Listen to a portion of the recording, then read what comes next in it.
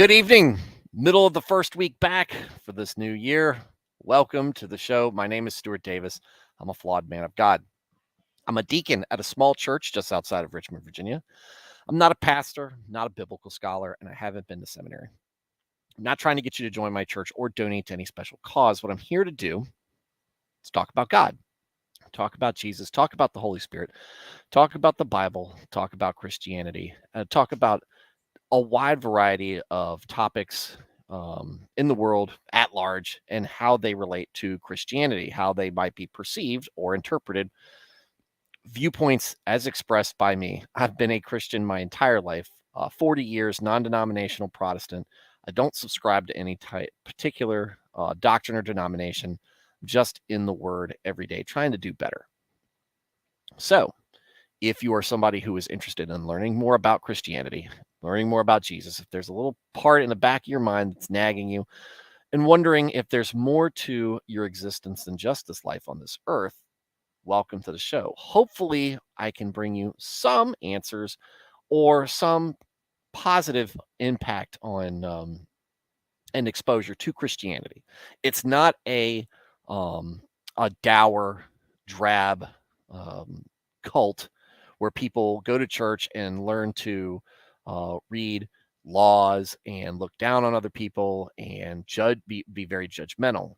That's not what it's all about. It's a lot of stereotypes, and there are churches like that out there not doing things correctly.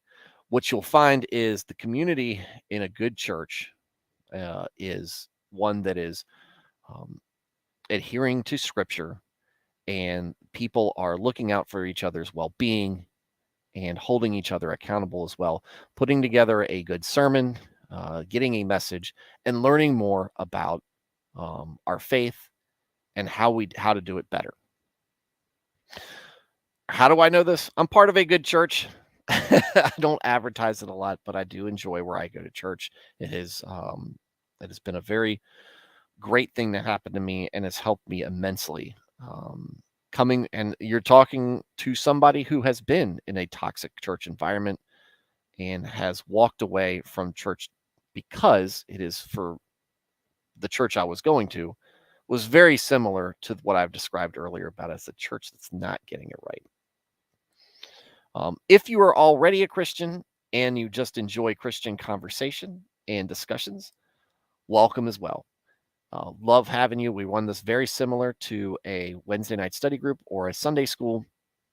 Lots of regulars in the chat, and we would like you to be part of that. So, no matter where you land, new, inquiring, been a Christian for a while, no matter what, I encourage you to jump into the chat and be part of the community that we have here. It's like I said, it's very small and tight knit right now, and we enjoy that.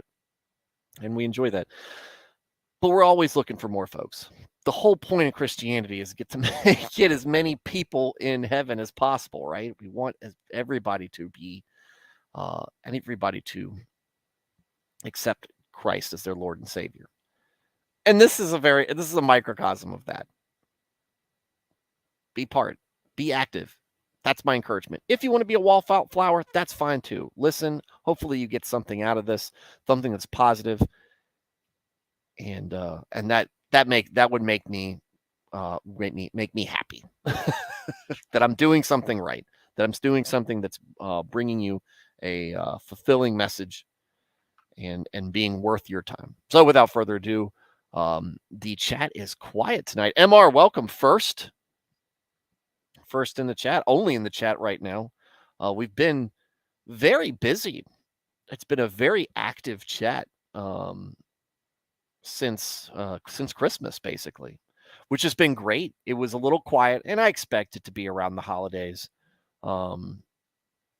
People are doing their thing. They're getting out there and doing their things. But the fact that everybody comes back and I get a lot of activity and everybody's excited just tells me not just that you had a safe Christmas break and New Year's break, but also that you guys are excited to come back. And that's great. We've had a couple of new visitors come through, And I've got a couple of new subscribers, not a whole lot. But again, the goal of this is to be a place for people to stumble upon it. And if people subscribe, that's great. I've got just over 400 subscribers. I don't have 400 people in the chat. I don't have 400 views on average every night. But the count's going up, and there is a little bit more exposure to be had. So that's great. But either way, MR, how's it going? How's it going this evening? I am. Last night was a long, long stream, and it was great. But I was just like, man, we were just talking a ton, and I thought that was great. I can't do that all the time. Like I said, I'm not my friend Nick. I can't put together a 3 to 6 hour show and live to continue doing it day in and day out. I've got other things that I do during the day. But one of the things that I do enjoy and look forward to is doing this stream, because folks have been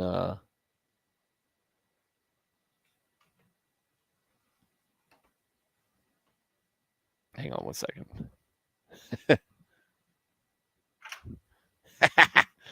Throwing a charger down to the wife. Let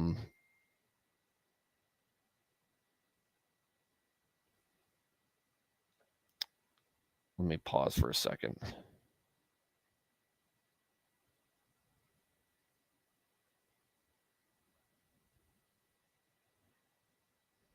All right.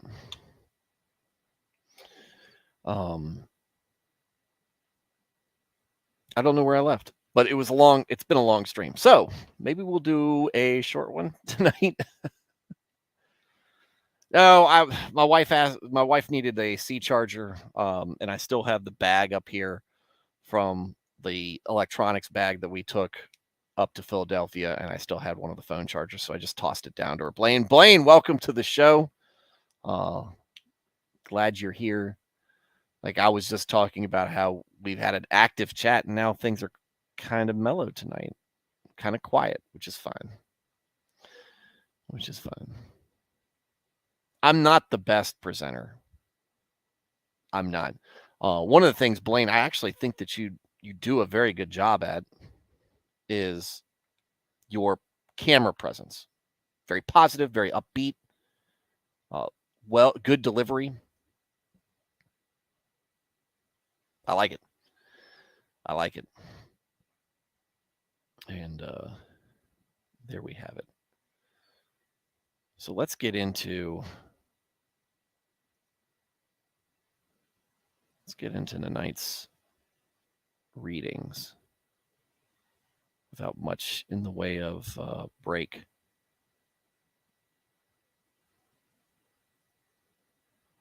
There's a late anime stream on another channel stealing the weebs. Really? Better than yours?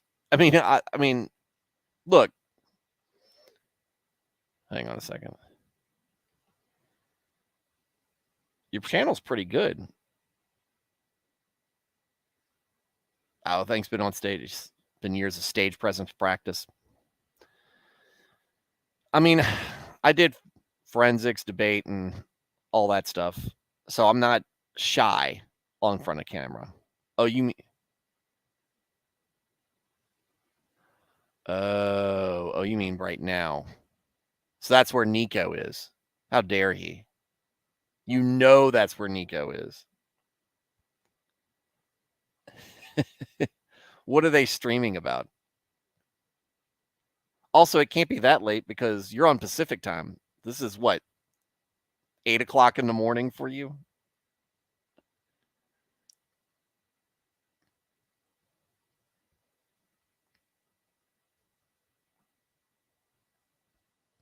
I do have a fair amount of weebs in this chat. 70s anime. Was anime even a thing in the 70s? It's just Voltron and Speed Racer, isn't it?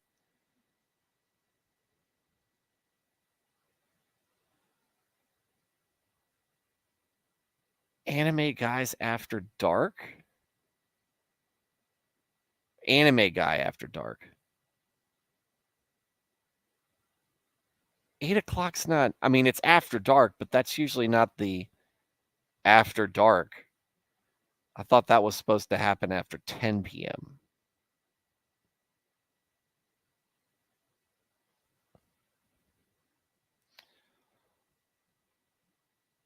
One Punch Man. I love One Punch Man. But yeah, One Punch Man isn't 70s. Speed Racer was technically Mountain Time. It's definitely not after dark Mountain Time.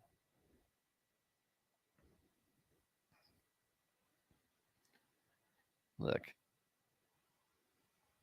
tell these guys they need to tune into my show, then tune into your show, and then when your show is over, then it's after dark, and then they can stream about anime. When was Akira? Akira was the 80s, right?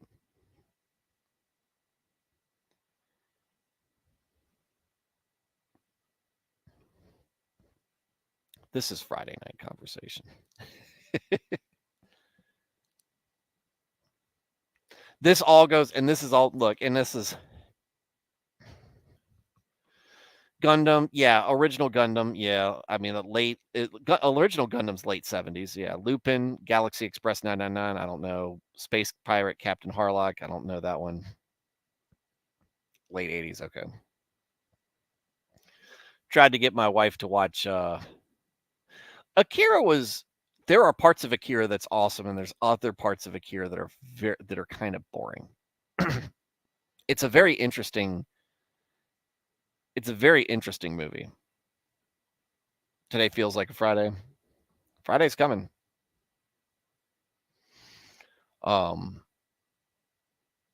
We watch G.I. Joe. Funny story about G.I. Joe.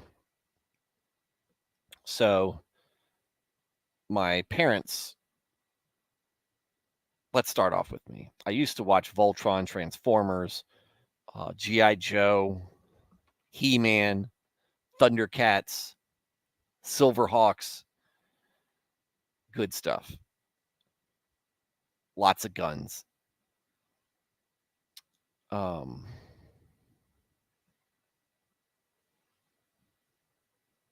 My dad came home one day. I was watching Pee-wee's Playhouse, and Dad, being a parent, said, "This guy's a pervert. I can tell. I know this guy's a pervert." This is before they caught him masturbating in the theater, in the porn theater or whatever. He so I get up to my mom and he goes, "What is he watching down there?" And I said, my mom said he's watching Pee Wee Herman. He goes, "I don't like it. He needs to stop watching this." And she's like, "Well, he likes watching it. So why are we going to tell him to stop?" He's like, "Dude, this is not wholesome. This is not good for him. He's watching a pervert."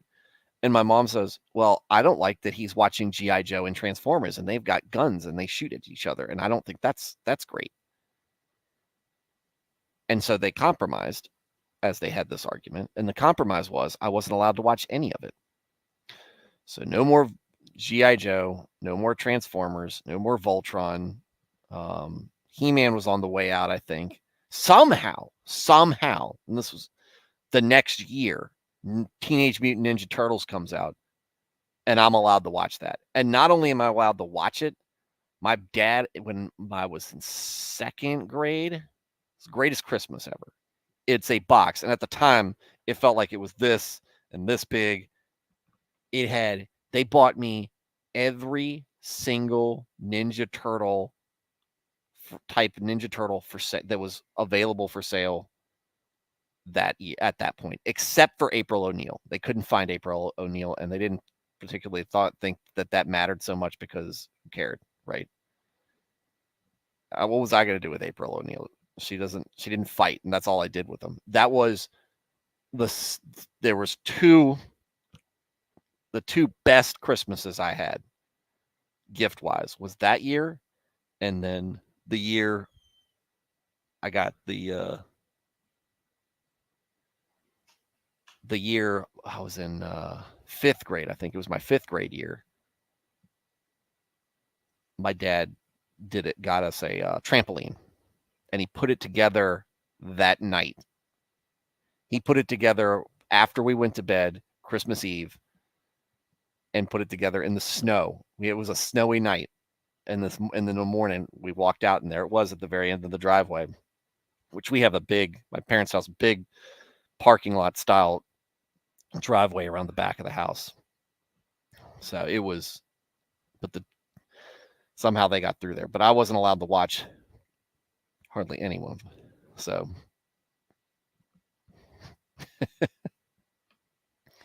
Blaine said Akira is great in the same way that Godfather and other awesome movies are awesome. They all have some weird, boring part. They did. I enjoyed watching Akira. I watched it recently too. It was a pretty good one. I'm looking for the name of them. So I don't know if it was a short film or if it was, I don't know what it was, but I remember when I was a kid, I was watching this, and I think it was on USA's Cartoon Network. It was nighttime though, so it was like 6, 7 o'clock. There's a guy. It's some sort of futuristic race. Think F-Zero style race, and he's racing, and then there's a old guy who's racing with him, and at some point in the race, the old guy's car just blows apart, and the guy's still racing, I think. And it's a weird memory from being down at my grandma's house. She had cable, and I didn't have cable growing up. It was very like heavy themed, and it wasn't something that I was used to seeing with Looney Tunes and other stuff. I've always wanted to go back and see and remember what that cartoon was all about, because I only caught like the last like 5 minutes of it, and I wish I knew what it was.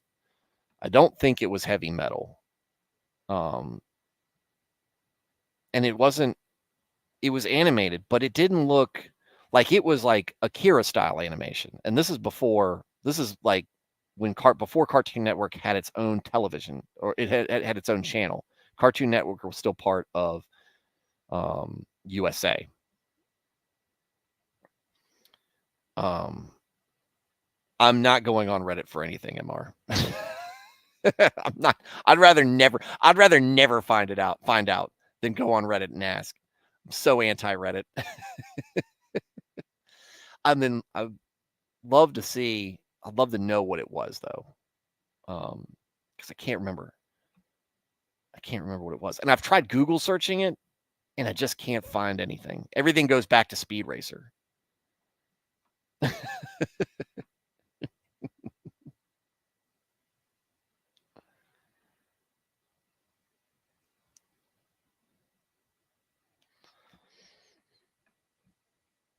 It's awful. Reddit is awful. Reddit tier theology is awful. I want to say it had to have been 91, I think. And I don't know if it was necessarily new. If it was new that year.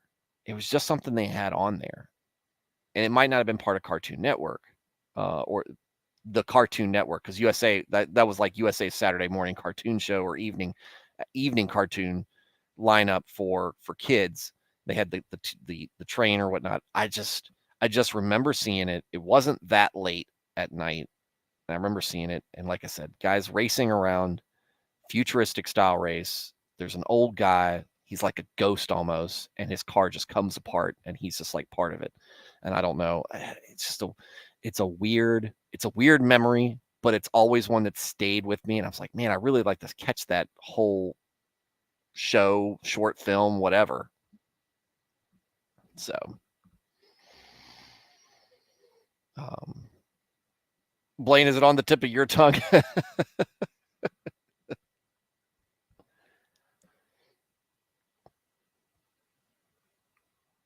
It looks like the old guy eats it, but I can't remember. It's like such an old memory, and I don't know. And it was kind of interesting to me at the time, but not interesting. Turbo Teen? Let's see.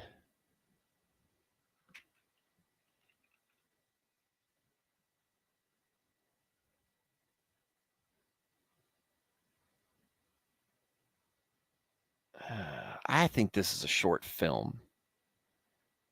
Animation doesn't look right. Like I said, animation looks like something. It's kind of psychedelic, and it's got that, but it's got that smooth animation like you see in Akira, but psychedelic, almost like it would be in, like I said, like a heavy metal cartoon. It's not this. And when I say like I said, F-Zero style, like racing, futuristic racing. That's the impression I get. That's like a Friday night thing right now. I was gonna get ready. I had everything pulled up and ready to go. But that's what I've been trying to that's what I was looking for, and I was like, yeah, I'll just watch Akira again.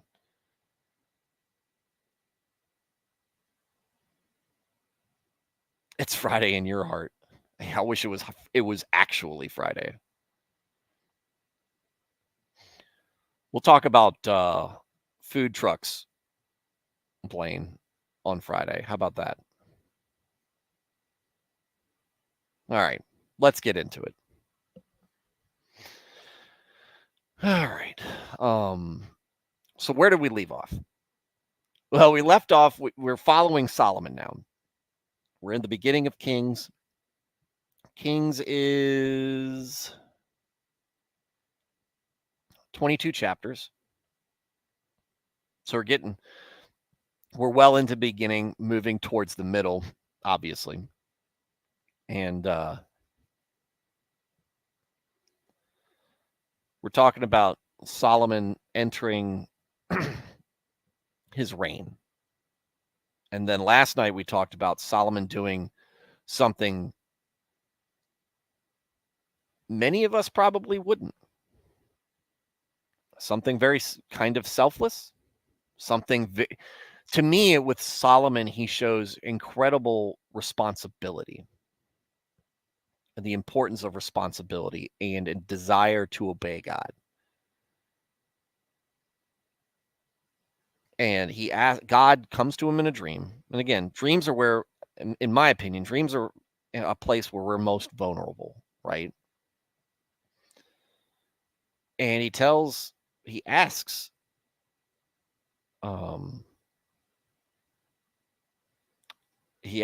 what do you want?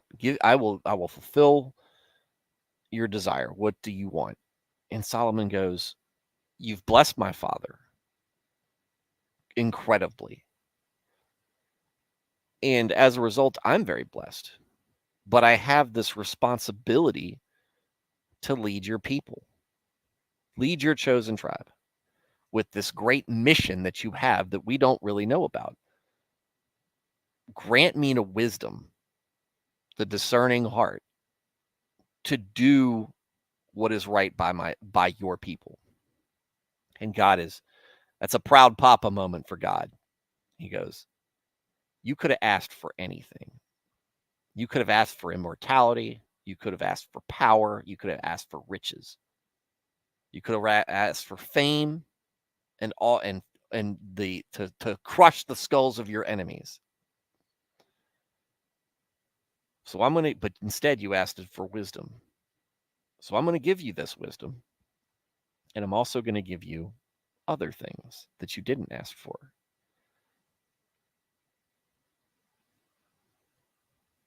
Like I said, proud dad moment. And like I said, how would it feel how much we talk about pride being a bad thing. There's nothing wrong with feeling good about something you've done. It's how you react to it and how you put that. It's hard to put into words, but I think y'all know what I mean. Most people know what I mean. There's pride in yourself where the appreciation for doing something right. And then there's putting yourself above others because you did something right. Or because of whatever reason that you're prideful. Imagine how the sense of just joy you would get from having God be glad that you for something you did. in a moment that you could have done anything. So he makes Solomon, very smart man. Solomon has gotten married, and he has married a woman from Egypt. And we talked about the warning that Solomon has allowed these high places to be kept up. And when we're talking about high places, people are making sacrifices to different gods, which we know are not actual gods, but either just false idols, idols and false gods and demons, all these other things. But we'll get into that later. Tonight, we're going to talk about something one of the wonders of the world, right? King Solomon's temple. King Solomon's temple. And here in scripture is where we discuss it and how it begins. So, without further ado, chapter 5, preparations for building the temple. When Hiram, king of Tyre, heard that Solomon had been anointed king to succeed his father David, he sent his envoys to Solomon because he had always been on friendly terms with David. Solomon sent back this message to Hiram.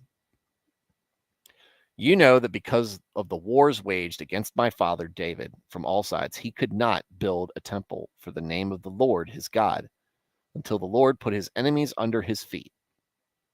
But now the Lord my God has given me rest on every side, and there is no adversary or disaster, no plague because of a census. I intend, therefore, to build a temple for the name of the Lord my God, as the Lord told my father David when he said, your son, whom I will put on the throne in your place, will build the temple for my name. So give orders that cedars of Lebanon be cut for me. My men will work with yours, and I will pay you for your men whatever wages you set. You know that we have no one so skilled in felling timber as the Sidonians. When Hiram heard Solomon's message, he was greatly pleased and said, praise be to the Lord today, for he has given David a wise son to rule over this great nation.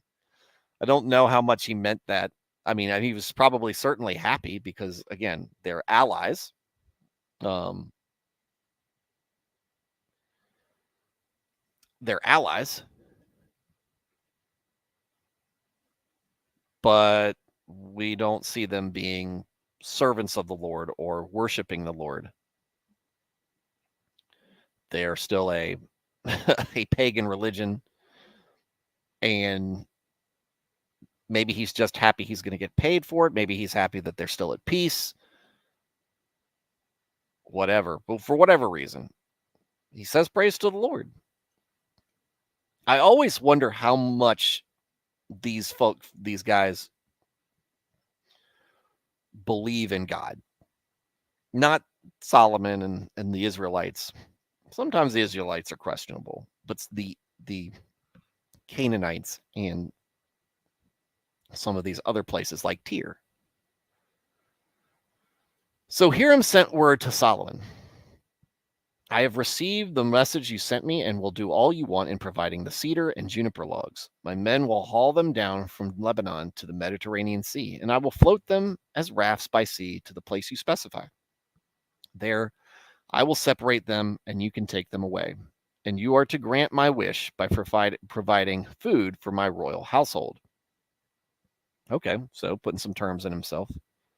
In this way, Hiram kept Solomon supplied with all the cedar and juniper logs he wanted, and Solomon gave Hiram 20,000 cores, which is a lot, 3,000 metric tons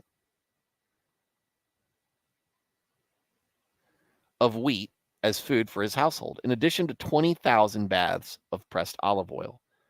Solomon continued to do this for Hiram year after year. The Lord gave Solomon wisdom, just as he had promised him. There were peaceful relations between Hiram and Solomon, and the two of them made a treaty. Like I said, they're pretty much allies in all practical sense. King Solomon conscripted laborers from all of Israel, 30,000 men. He sent them off to Lebanon in shifts of 10,000 a month so that they spent 1 month in Lebanon and 2 months at home. Adoniram was in charge of the forced labor.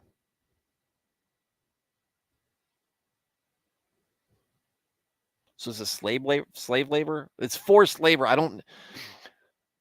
At first I was like, last night when we were talking about how he was in charge of forced labor, I assumed slavery, but this is talking about conscription, which is basically being drafted.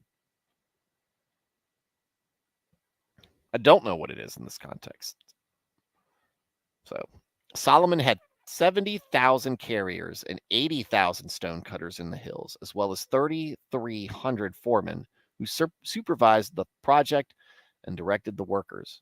At the king's command, they removed from the quarry large blocks of high-grade stone to provide a foundation of dressed stone for the temple.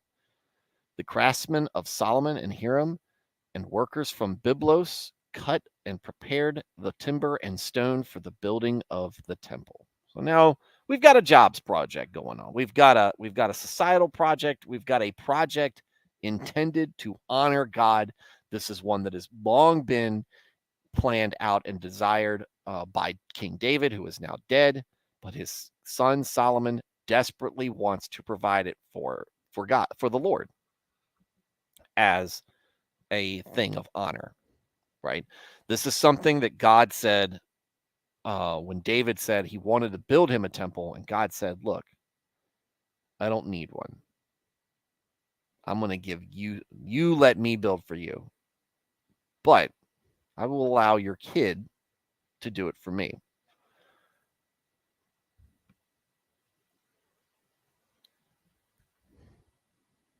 Solomon is now king, flexing his wisdom. Yeah. MR and Blaine sending me DMs with possible suggestions. I'll get back to you. I might check those out because this actually might actually not be that long a stream though. This chapter is a little bit longer than the other one. MR, this is literally contract law fact patterns in the bar.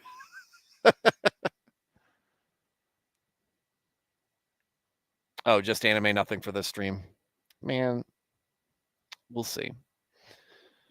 Solomon builds the temple. In the 480th year after the Israelites came out of Egypt, in the 4th year of Solomon's reign over Israel, in the month of Ziv, which I don't know what it is, what that corresponds with, the 2nd month, I guess February. I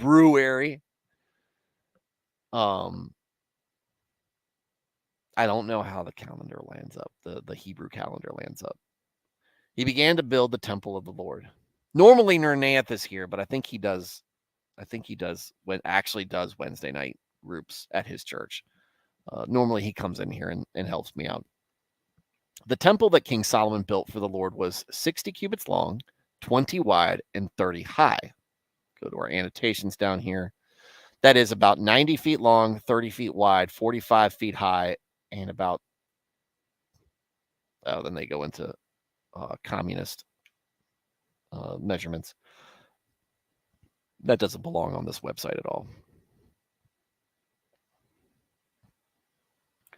The portico at the front of the main hall of the temple extended the width of the temple, that is 20 cubits, and projected 10 cubits from the front of the temple. He made narrow windows high up in the temple walls.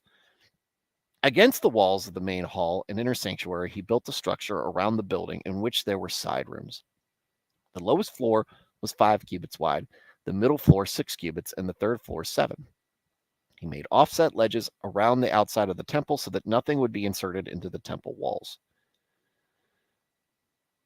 Nico, is there a timeline of when that would be in terms of BC?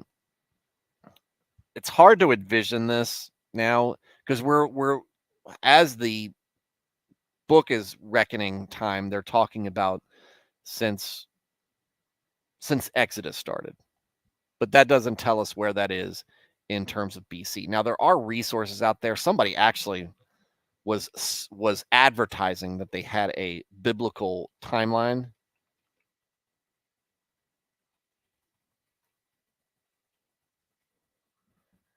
And Bible timeline.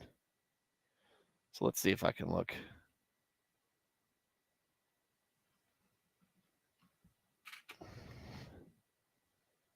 So let's see.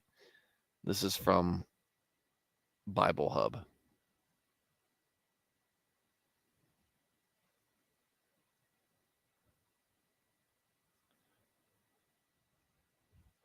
Moses is born in 1525 BC. Exodus begins 1446.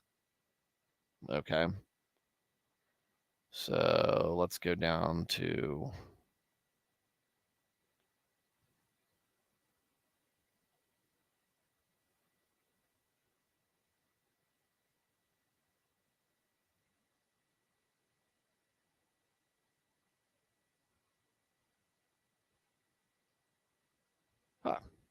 Solomon is born in 990 BC.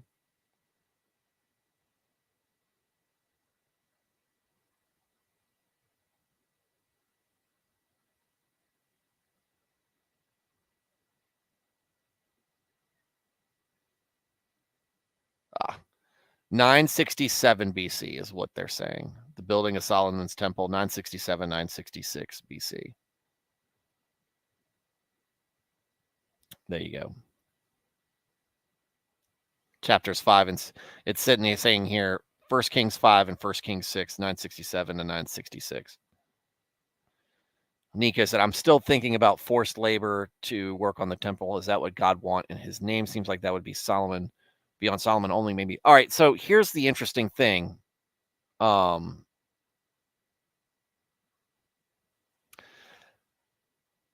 Slavery is not a bad thing in the Bible, in Scripture. But it is perfectly legal in Scripture. In Mosaic law, it's perfectly legal. However, there are there are rules that you have to apply to, and there are time limits. So in many, nobody clipped that. I mean, whatever. The way that it's set up in Mosaic law, as it's defined in the Old Testament, is much closer to it's much closer to indentured servitude. There are ways that you are expected to treat your servants and slaves. There are time limits and time constraints. There is provisions you have to make for them, and you are responsible. You are legitimately responsible for them. This is not chattel slavery. This is not slavery as it's defined in early America and colonial America. Very similar. It's not similar at all. Eric Rollon actually does a video on this on his channel that does a better job explaining that, Nico. If you want to know on so whether it's conscripted service from Israelites or if it's their actual slaves being provided by the different Israelite households, God doesn't care. And God's not worried about that. And one of the things that we'll talk about is whether you are the equivalent of a billionaire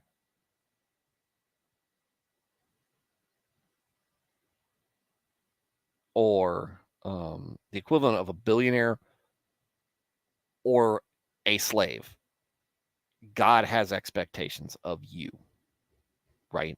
Regardless of where you're at in your life, he has expectations for how you view him, how you rely on him, how you honor him, all these things, because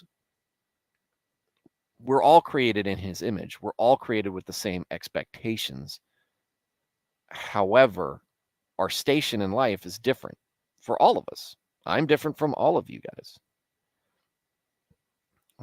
Some of you are more blessed with different physical traits, the different personality traits. Some of y'all are more blessed with financially than I am, of many things, and vice versa. but we all have the same expectations. So, Nico, when you say, I don't know, I think I've seen God directly say, go and enslave that group of people. I don't know. I can't cite any particular point on that. However, if we pull back to Leviticus, it might be in Deuteronomy. It might be in.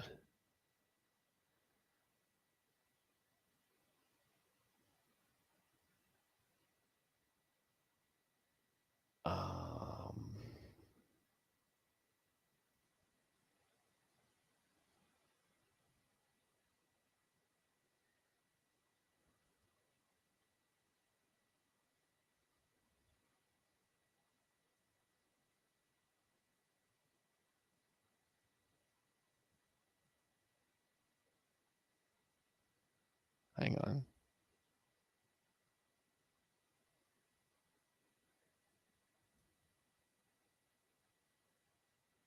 This is. I think it's in Leviticus. Burnt offering, assistant offering, grain offering.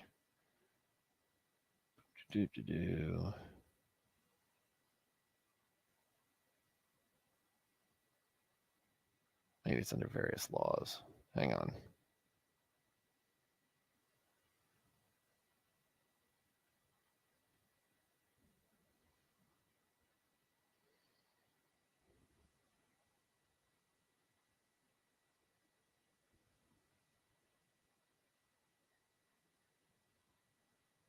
Oh, maybe it's. Oh, am I getting too ahead of myself? It's Exodus.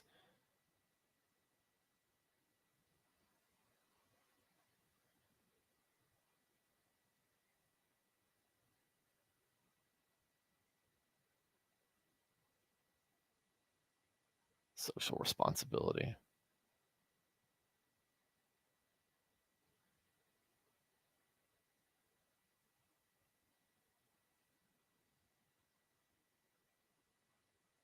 Social responsibility. Do not allow a sorceress to live.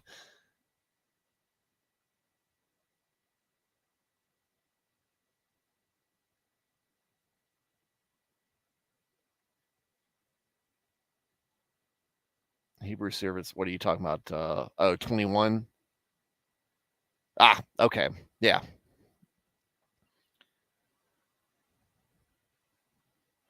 So if you buy a Hebrew servant, he is to serve you for 6 years. Like I said, there's a time constraint. But in the 7th year of Jubilee, he shall go free without paying anything. If he comes alone, he is to go free alone. But if he has a wife when he comes, she is to go with him.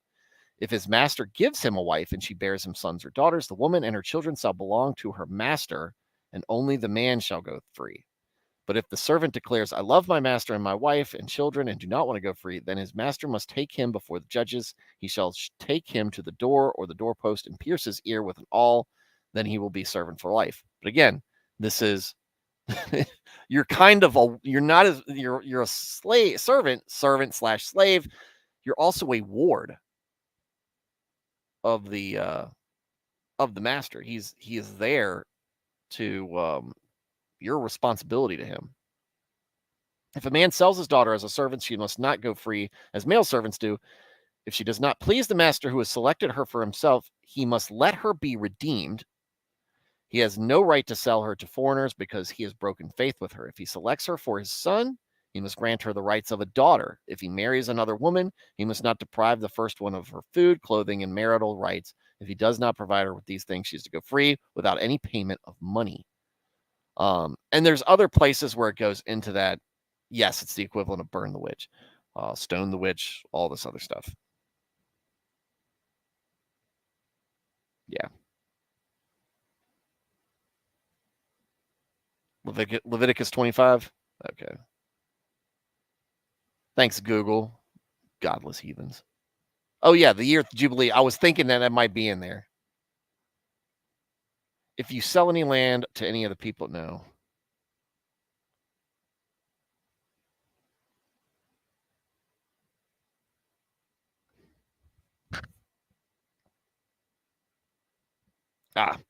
Your male and female slaves are to come. Here you go, Nico. Your male and female slaves are to come from the nations around you. From them you may buy slaves. You may also buy some of the temporary residents living among you. and members of their clans born in your country, and they will become your property. You can bequeath them to your children as inherited property, and they can make them slaves for life. But you must not rule over your fellow Israelites ruthlessly.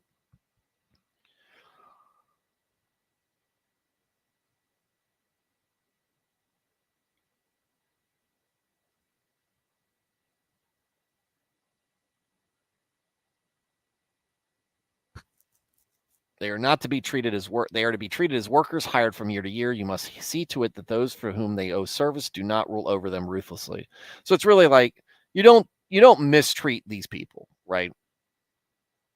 And I know it's a sensitive subject for folks, but look, we're talking about what Scripture says about it. It doesn't say you need to own slaves, but it says if you do own slaves,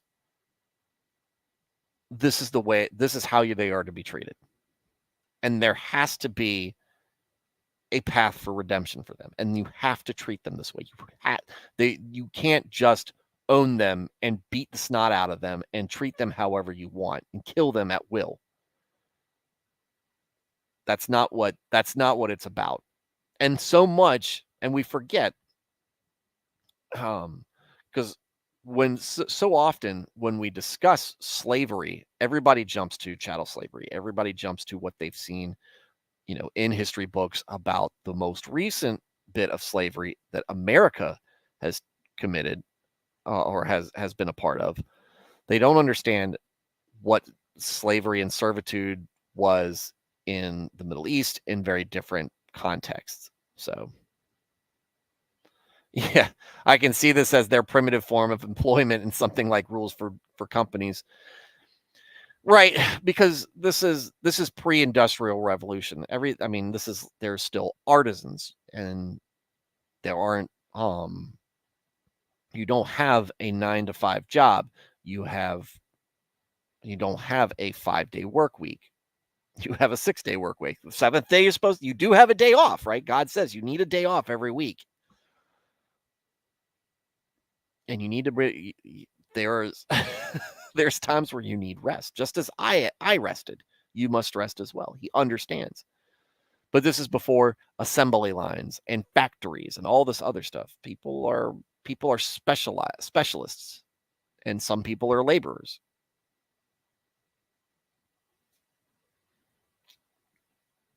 So there you go. And we don't even know what he's talking about when we're building the temple, because we see the word conscription and then we see the word forced labor. Conscription is compelling, so it is forced. It's compulsive. You don't have a choice if you're conscripted, at least not in my understanding of it. So we don't know if this is slaves, if it's just conscripts, which is just, look, we need, X tribe needs to provide X amount of workers for X amount of time. And then they go out and say, hey, look, we need these guys to fill the quota. Get out there, you work for a month, and then you'll get 2 months off, which isn't a bad deal either. Which I'm kind of glossing over the point where it's 2 months working there and then it's 2 months at home. We don't know if they actually have those 2 months off or that they're just working at home. But it's time back with your family.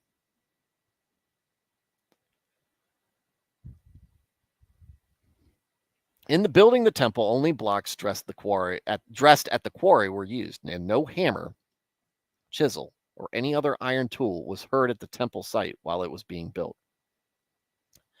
The entrance to the lowest floor was on the south side of the temple. A stairway led up to the middle level, and from there to the third. So he built the temple and completed it, roofing it with beams and cedar planks. And he built the side rooms all along the temple. The height of each was 5 cubits, and they were attached to the temple by beams of cedar. The word of the Lord came to Solomon. As for this temple you are building, if you follow my decrees, observe my laws, and keep all my commandments and obey them, I will fulfill through you the promise I gave to David your father, and I will live among the Israelites and will not abandon my people. I'm not abandoning my people, Israel. There you go. I like this place, Solomon. This is good. Do what I ask, and I'll live with you, and you will be blessed, because that's what God does. So Solomon built the temple and completed it.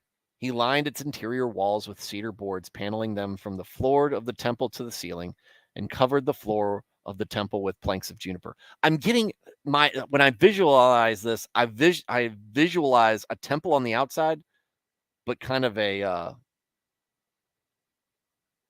wood cabin in the inside. He partitioned off 20 cubits at the rear of the temple with cedar boards from floor to the ceiling to form within the temple an inner sanctuary, the most holy place. Very similar to a tent, right? But more permanent. The main hall in front of this room was 40 cubits long. The inside of the temple was cedar, carved with gourds and open flowers. Everything was cedar. No stone was to be seen. Like a warehouse with an office on the inside of the middle. the office. When they go, I'm going to go see the big guy, there is no bigger guy than I'm seeing. He prepared the inner sanctuary within the temple to set the Ark of the Covenant of the Lord there. The inner sanctuary was 20 cubits long, 20 wide, and 20 high. Square. Cube. He overlaid the inside with pure gold, and he also overlaid the altar of cedar. Solomon covered the inside of the temple with pure gold, and he extended gold chains across the front of the inner sanctuary, which was overlaid with gold. So he overlaid the whole interior with gold. He also overlaid with gold the altar that belonged to the inner sanctuary. Look, starting to look now it's starting to sound like Trump Tower. For the inner sanctuary, he made a pair of cherubim out of olive wood, each 10 cubits high. That's pretty high. One wing of the first cherub was 5 cubits long, and the other wing 5 cubits, 10 cubits from wingtip to wingtip.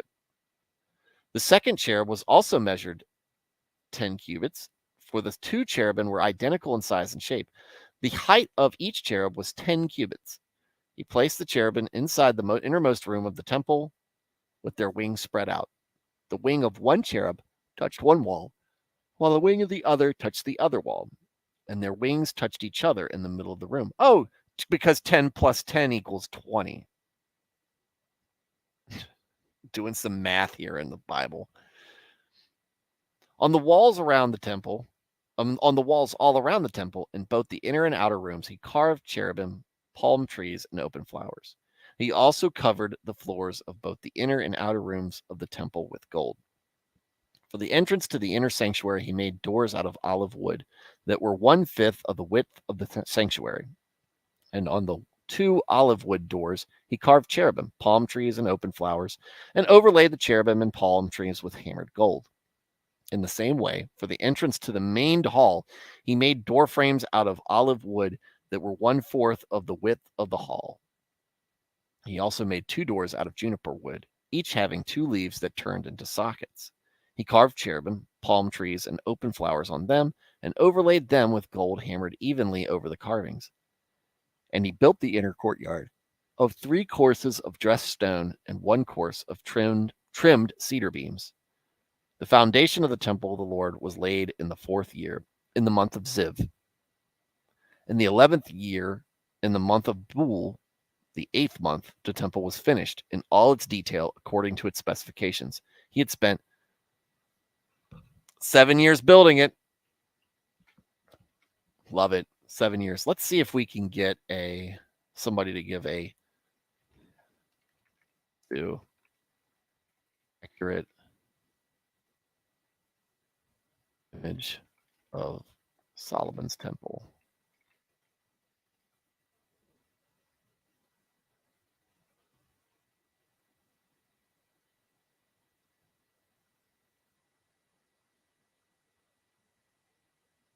Let's see, what do we got here?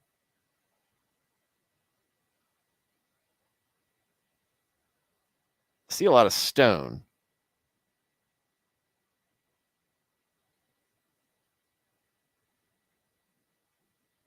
Let's see if I can share. Let me share this.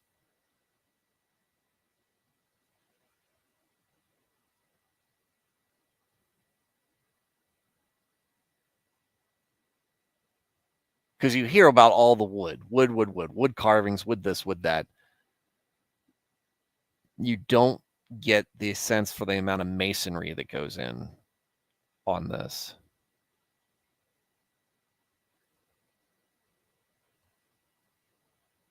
Wish I could get that bigger. Can I get that bigger?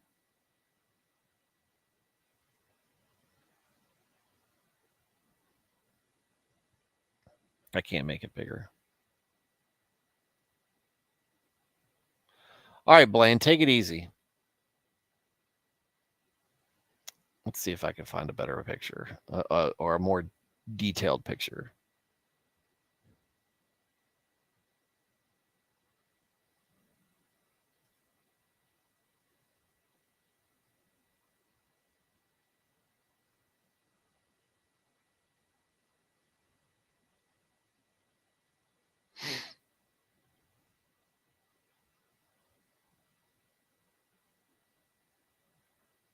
There's a lot of them.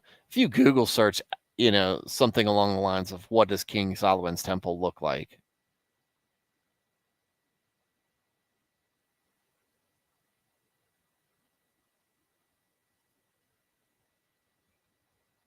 That's not a good picture. Nothing I'm pointing out is going to be big, but obviously this is significant. This was a significant undertaking. It was something huge and something to be wondered at.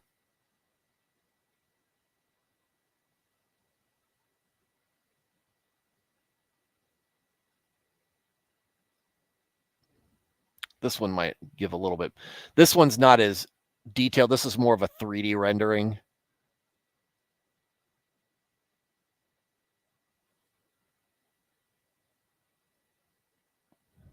But since you've got some scale, you got some understanding of the scale here. There you go.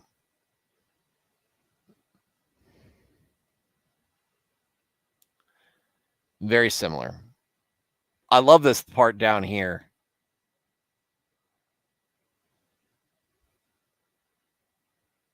With the moo cows. Anyway. So there you have it, folks. A 7-year undertaking for Solomon to honor God with a permanent place for the Ark of the Covenant. It's not a tent of meeting now. Now it is a temple of meeting. There's a lot of gold, a lot of masonry, a lot of artisans probably involved in this. Very similar to when they were on the Exodus of and they were designing the Ark of the Covenant. A lot of artisans went into that. I'm certain that very similar care went into this. Someone should do a VR walkthrough of the temple. I'm sure someone has. There's a lot of interest in King Solomon's temple. Like I said, it's a huge thing. The amount of riches that were contained there was legendary. And we're just seeing what was inside for the walls. Right? There's more to it. And we'll talk about that more another time. But we're wrapping up. We're at about an hour. So there you have it.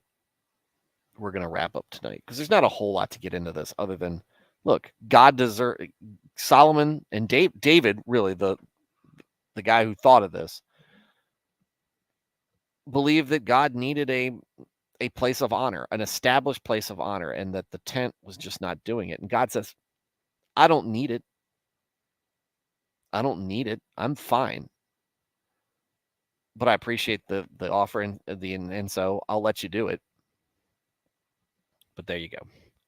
All right, MR, Nico, Blaine. I think it's the only 3 you guys here tonight on the in the chat. See anybody else, but yeah, guys. Have a wonderful evening. Everybody listening, it's been a little boring. There's been some interesting tidbits in here. But go in, So this is your homework if you choose to accept it. This is not something I'm going to quiz you on. But if you're more interested, go look and see what other resources are out there for, people who have done deep dives into what the Temple of Solomon looked like, and get an idea for yourself what it's all about. Because we're going to be doing some more talking about the Temple of Solomon as we go through our Bible readings.